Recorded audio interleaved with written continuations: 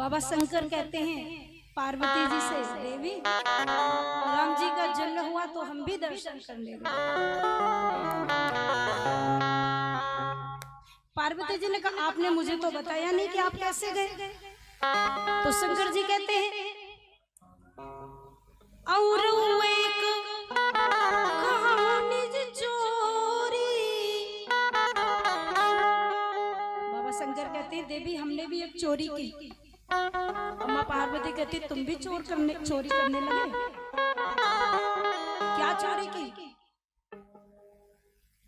और एक कहानी चोरी सुन गिरिजा अति दृढ़ मति तोरी। काकब सुंडी संग हम दो मनुज रूप जाने नहीं कौन। जब राम जी आते हैं धरती पर, कृष्ण आते हैं तो शंकर भगवान दर्शन करने आते हैं, लेकिन वेश बदलकर आते हैं। तो यहाँ शंकर भगवान काकभुसुंड जी को लेकर के राम जी का दर्शन करने पधारे।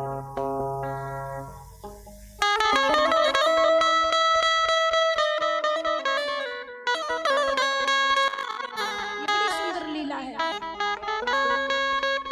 शिवाय विष्णुवाय विष्णवे शिवरूपिणे स्वस्य हृदयो विष्णु विष्णु से हृदय शिव। शंकर भगवान जैसे ही आए अवध में तो कौन बन के आए? पंडित जी बन के आए, ज्योतिषाचार्य बन के आए। और जो काकभुसुंड जी हैं उनको साथ में लेके आए।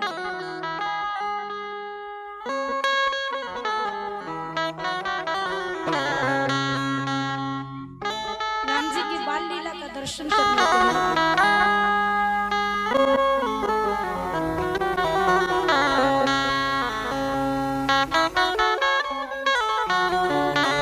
ज्योतिषाचार्य बन के आए। पंचांग पत्रा को और झोला को लिए हुए हैं और आवाज लगाई कि बहुत बड़े ज्योतिषी हैं हम, काशी से आए हैं, बड़े विद्वान पंडित जी हैं। माथे पर भाल पर त्रिपुंड है, सुंदर तिलक है, चेला साथ में है। और ऐसा ज्योतिषी बनकर के जब शंकर भगवान पधारे,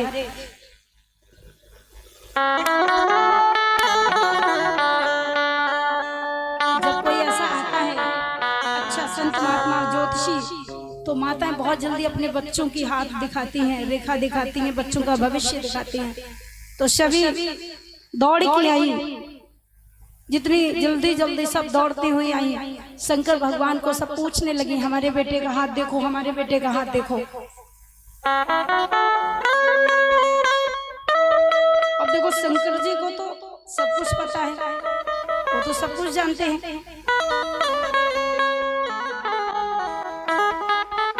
सबके बच्चों के बारे में शंकर भगवान ने सही सही बता दिया, तुम्हारा बेटा ऐसा है, तुम्हारा बेटा ऐसा है, तुम्हारा ऐसा है। सब अयोध्या की जितनी भी महिलाएं थी सबने कहा ज्योतिषी बड़ा होशियार है। शंकर जी तो शंकर जी, कौन है शंकर?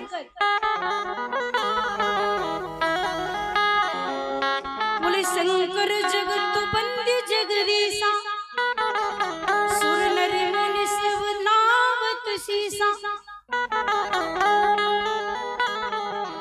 त्रिकालज्ञ सर्वज्ञ तुम,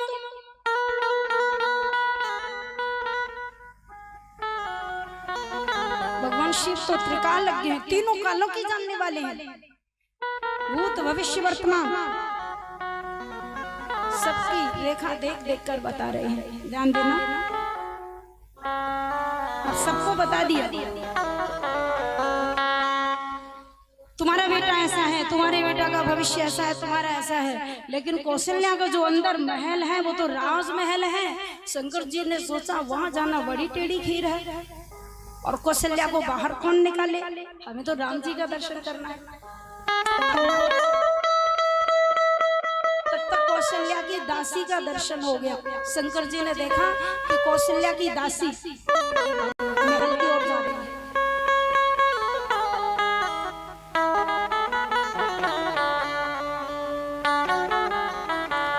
शंकर भगवान ने दासी को बुलाया और कहा, क्या हमें अंदर प्रवेश मिलेगा? दासी ने कहा, हमारी महारानी के भी 4 बेटा हुए हैं, आप उनके बारे में कुछ बताएंगे? हाँ, अवश्य बताएंगे। अरे आप वही ज्योतिषी हैं क्या जिनका बहुत बड़ा शोर हो रहा है पूरे अयोध्या में? आप बड़े होशियार हैं। हाँ, अवश्य। वही दासी कौशल्या जी के पास गई और जाकर कौशल्या जी से निवेदन किया,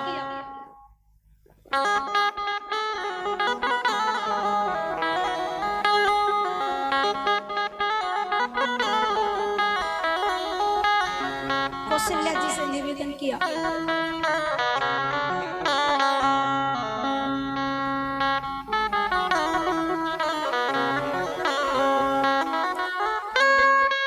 कि रानी, काशी से एक बहुत बड़े पंडित जी आए हैं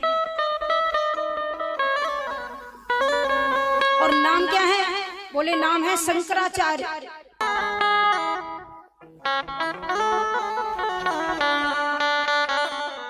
बड़े विद्वान पंडित जी हैं, बड़े ज्योतिषी हैं।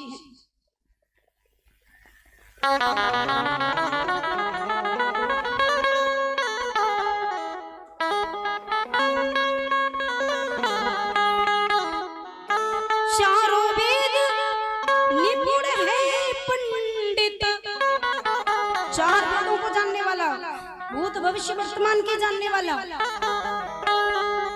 नाम क्या है?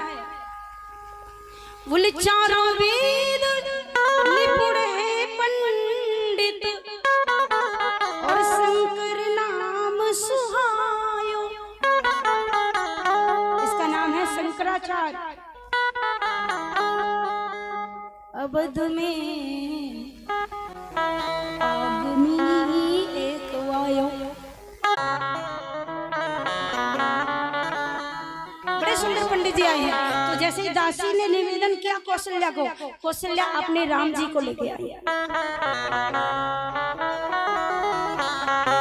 राम जी को जैसे ही लेकर आई कौशल्या, तो भगवान शंकर जी ने जैसे ही राम जी को देखा, बस राम जी को देखकर शंकर जी की समाधि लग गई, दोनों आंखें बंद हो गई।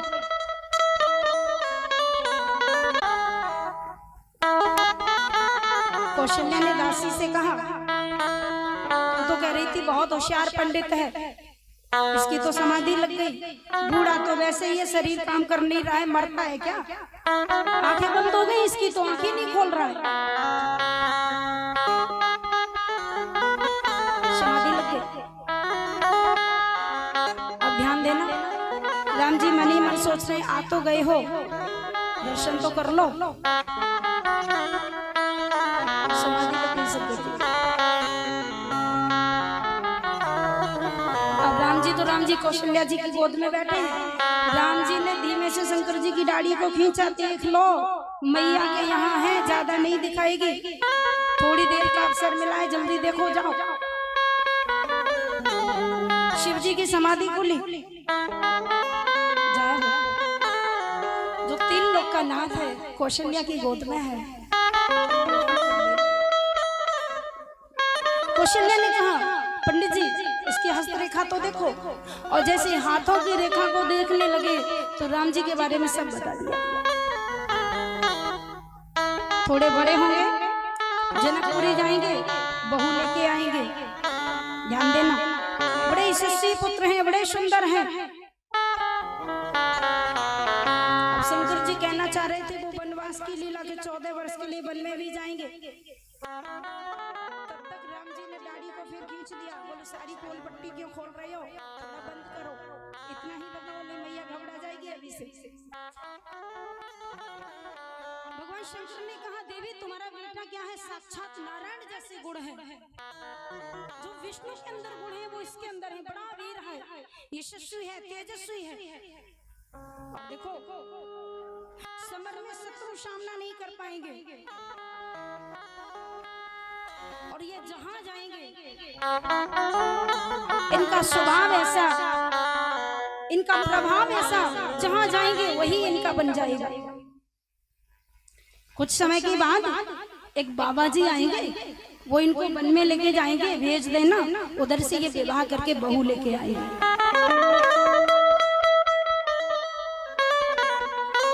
थोड़ा वनवास के बारे में बताऊं तो राम जी ने इशारे से मना कर दिया, बाबा सब गड़बड़ हो जाएगा।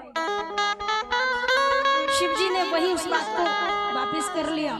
और माता जी ने कहा, बाबा पंडित जी आगे भी तो बताओ, आगे क्या होगा? तो शंकर जी ने कहा, अभी छोटा है ना, इसलिए इसके हाथ की रेखा भी छोटी छोटी समझ में नहीं आ रही है, जैसे जैसे बड़ा होगा ना तो रेखा भी बढ़ेंगी। मैं फिर आऊंगा तो बात की बात फिर मैं बाद में बताऊंगा। अभी तो इसकी इतनी ही रेखा दिखाई दे रही है। बचपन की बात मैंने बता दी, जवानी में क्या होगा वो अभी रेखा बड़ी होगी तब स्पष्ट दिखाई देगी। अब मैं तो बूढ़ा बड़ा आदमी, आंखों से दिखाई देता नहीं, थोड़ी रेखा बड़ी हो जाएंगी तो दोबारा से आऊंगा।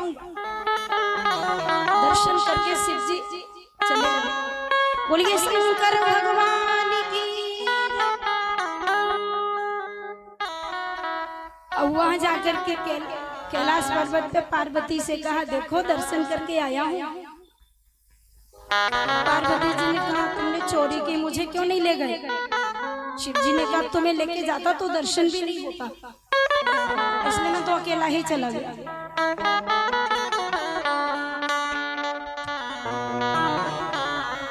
पार्वती जी ने कहा, अच्छा ये तो बताओ दर्शन हुआ कैसे?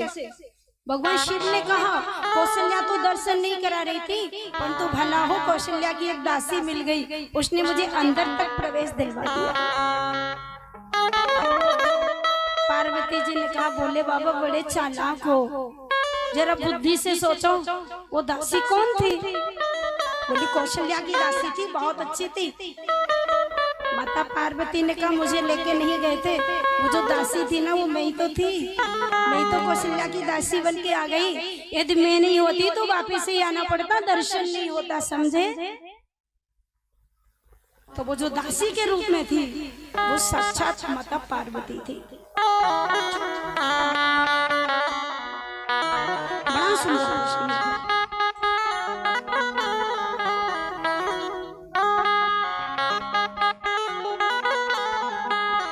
धीरे धीरे चारों भाई बड़े हुए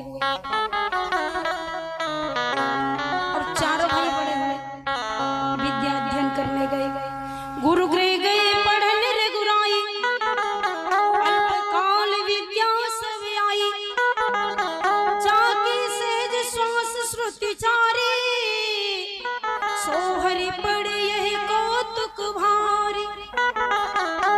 जिसकी श्वास से 4 वेद बने हो वो भगवान पढ़ाई करने गुरु जी के आश्रम पर गए, विद्या से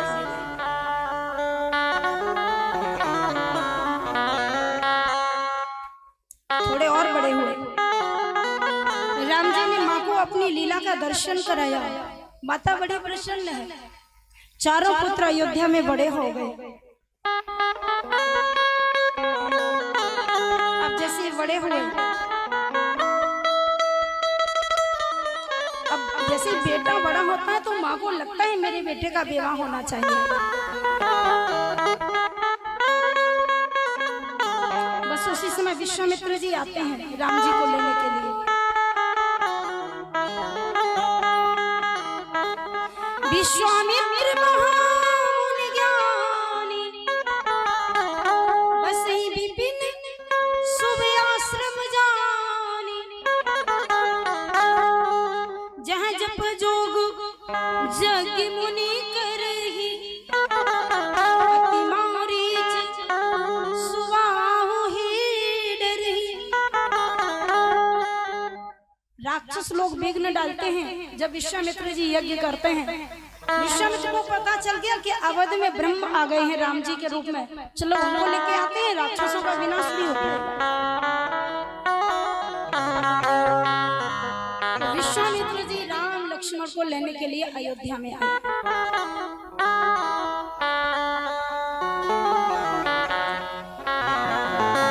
अभी मैंने आपको बताया था कि कभी किसी से कुछ मांगना नहीं चाहिए। मांगने से मान घट जाता है।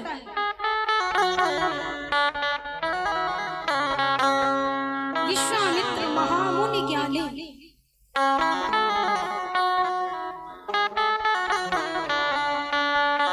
तुलसीदास जी लिख रहे हैं कि जो विश्वामित्र जी हैं वो महामुनि हैं, ज्ञानी भी हैं।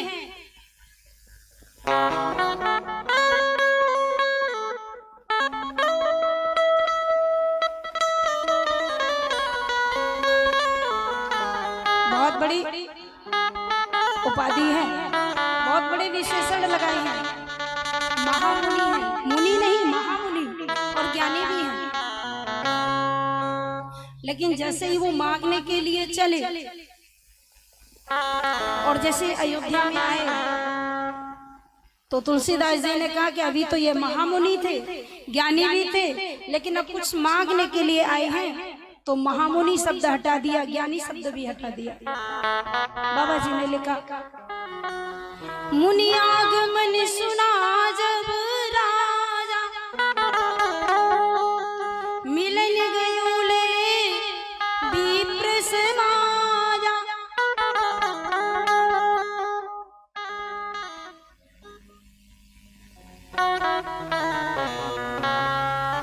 जब कुछ मांगने की नियत से आए तो महामुनि हटा दिया, ज्ञानी भी हटा दिया, बोले अब तो खाली मुनि रह गए।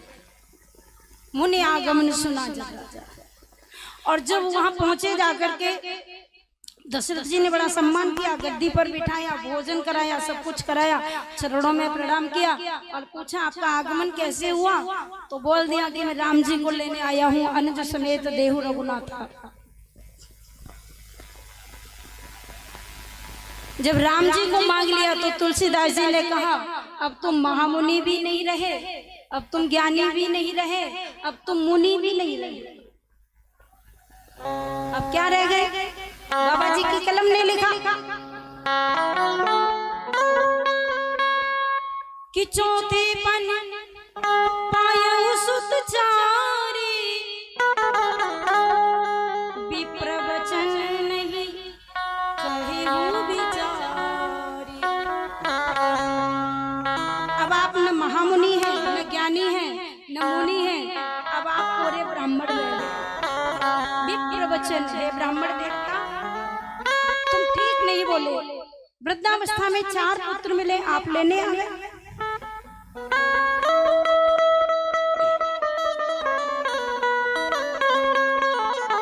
सब सुत प्रिय मोहि प्राण की नाई, पर राम देत नहीं बने गोसाई। सभी को तो प्राणों से प्यारे हैं, पर राम जी को देते नहीं बनता। बहुत सुंदर प्रसंग है, समय का अभाव है, इसीलिए इस प्रसंग को 10 मिनट के अंदर पूरा करेंगे। गुरुजी ने समझा दिया।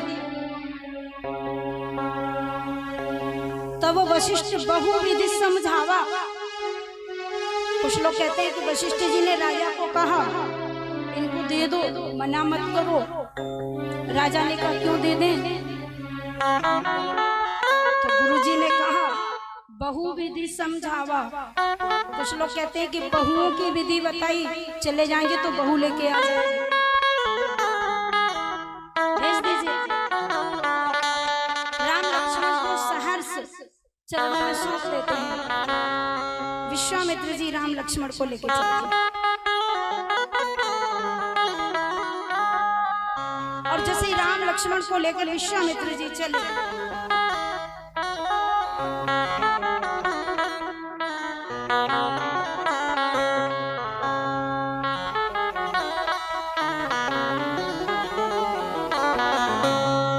तो सुंदर धनुष है, तूड़ीर कसा है, पीतांबर है, सुंदर मुकुट है, विशाल भाल पर तिलक है। गुरुजी के साथ में दोनों पुत्र जाते हैं।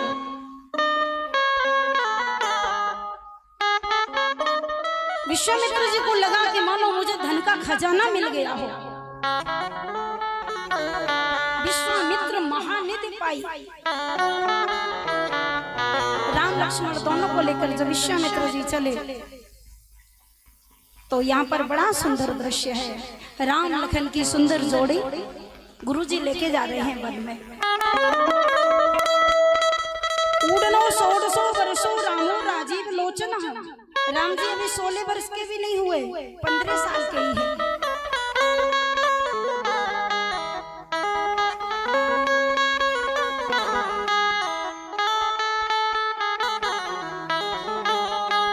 और जब दोनों चले तो सुबाहु मारीच को मारने के लिए ले जा रहे थे। सुबाहु मारीच को मरवा देंगे, परंतु सुबाहु मारीच से पहले राम जी ने ताड़का को मारा।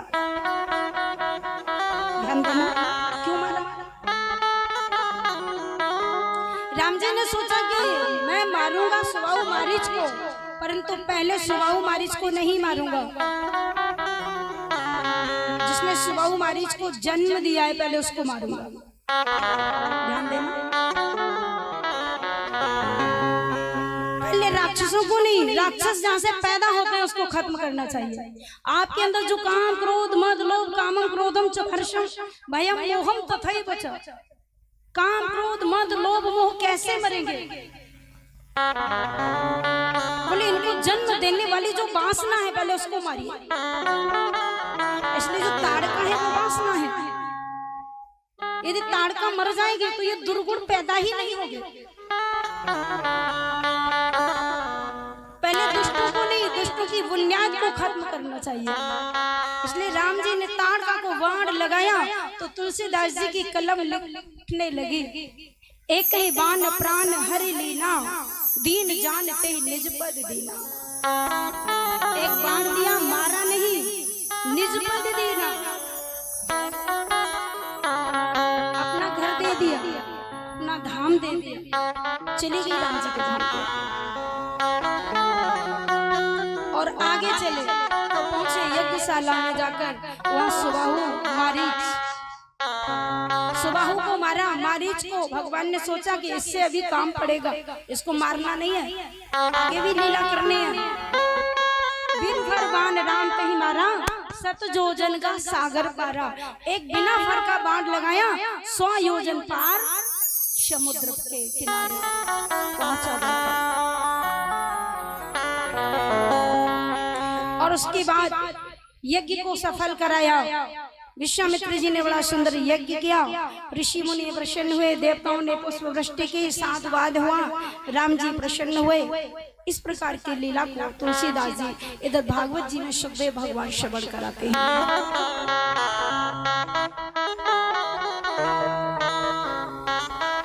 उसके बाद जनकपुरी चलते हैं भगवान। रामचरितमानस में 3 नगरी है, ध्यान देना, 3 नगरी। एक अयोध्या नगरी, एक लंका नगरी, एक मिथिला नगरी।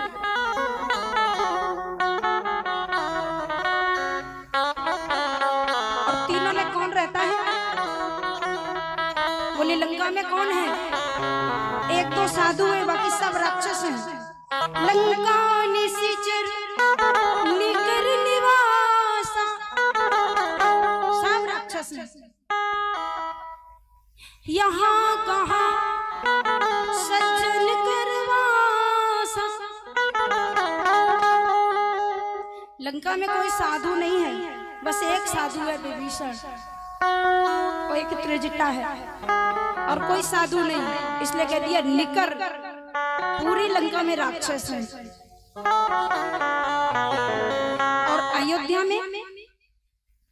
अयोध्या में सभी साधु हैं, बस एक साधु नहीं है। वो कौन है? मंथरा। तो लंका नगरी में 1-2 राक्षस नहीं, सब राक्षस हैं, 1-2 साधु हैं। और अयोध्या नगरी में 1-2 साधु नहीं, सब साधु हैं, लेकिन 1-2 राक्षस हैं। और जनकपुरी में, बोले जनकपुरी में जो है वो न अयोध्या में है न लंका में।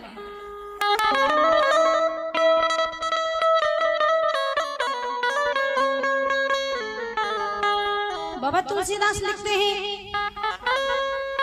पूरे नार सुभग सुच संता, धर्मशील ज्ञानी गुणवंता।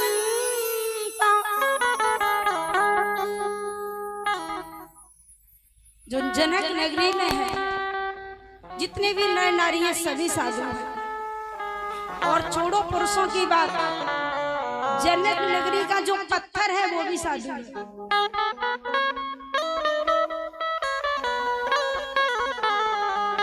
जनक की नगरी में यदि कोई पत्थर का टुकड़ा है उसको भी लात मत लगाओ, वो भी कोई संत है, ध्यान देना।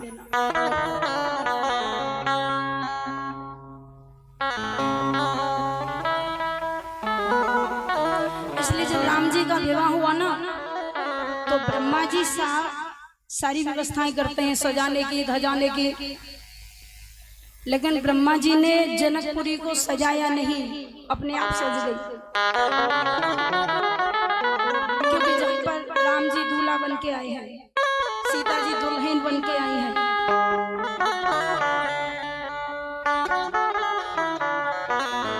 उसी जनक नगरी में भगवान श्री राम जी जाते हुए बीच में मिल गई अहिल्या। उन अहिल्या का उद्धार करते हैं भगवान।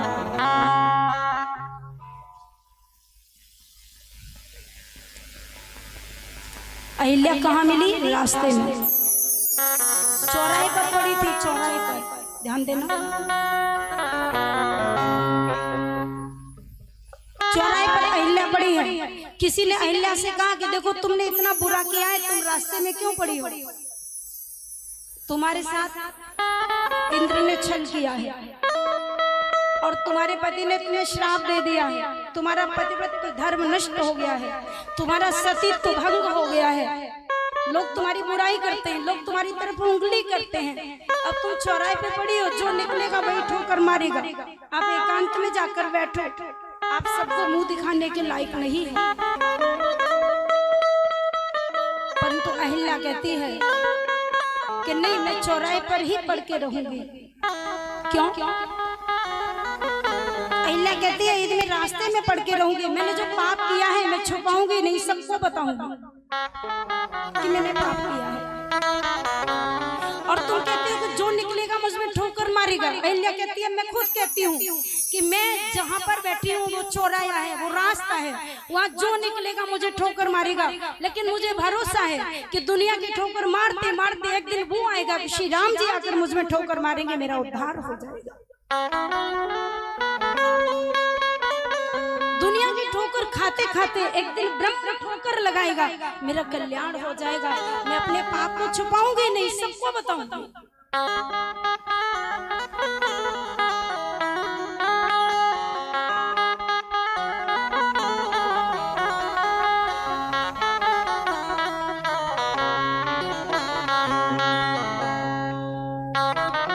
ये वही चरण है जिनसे अहिल्या का उद्धार हुआ।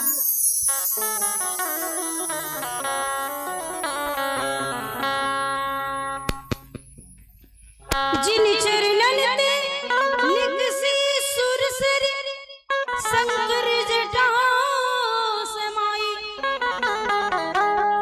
जटा शंकरी नाम पढ़्यो है,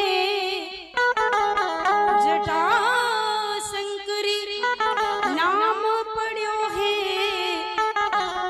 त्रिभुवन तारन आए।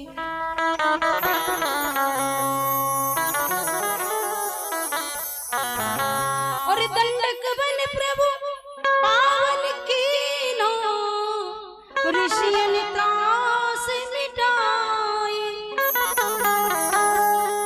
गौतम ऋषि की नारी अहिल्या, गौतम ऋषि की नारी अहिल्या, परशि परम पद पाए।